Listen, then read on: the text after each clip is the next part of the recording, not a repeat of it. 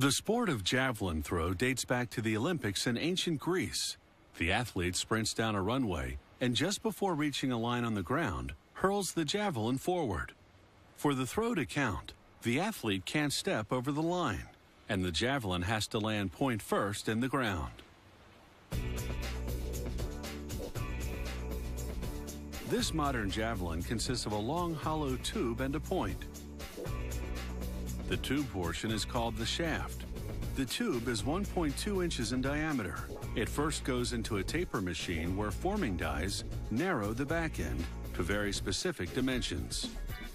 The taper profile varies by model, but has to conform to international rules. After making the exact end of the taper, they slice off the excess tubing. The shaft is now its final length, 7.2 feet for a woman's model and 8.5 feet for a men's. A straightening machine sandwiches the shaft between two hydraulic cylinders. They apply extreme pressure, straightening any large bends. This is just a preliminary straightening. The final one comes later. The javelin's point section is made of steel tubing that's a hair wider than the shaft. After tapering the front, they saw off the excess, making the point around 12 inches long. Now for the point steel tip that jabs into the ground. They position it in a holder, place the point body behind it, then weld the two parts together. To make the point more aerodynamic, they sand down the weld line until it's flush with the surrounding steel. Using progressively finer grits of sandpaper, they polish away any imperfections until the point is perfectly smooth. Now for the final assembly. The shaft is sporting 2 coats of paint, and the point is nickel-plated to rust-proof the steel. They mark how far up the shaft the point will go, and slip it on temporarily.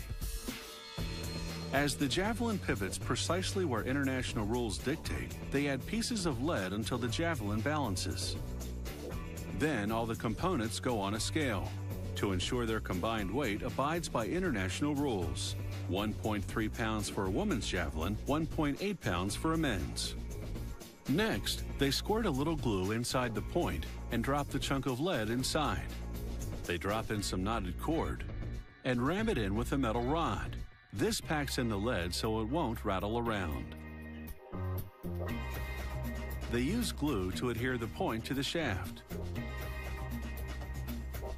They drive home the point, so to speak, by throwing the javelin against a lead slab. The force of impact pushes the point into its final position. Now they recheck the javelin's overall weight. If it's underweight, they simply tape some sheet lead to the center of gravity, where the hand grip will hide it.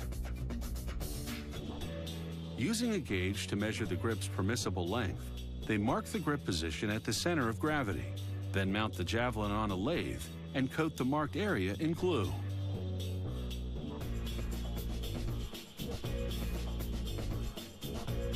They wind cotton cord around the shaft over the glue.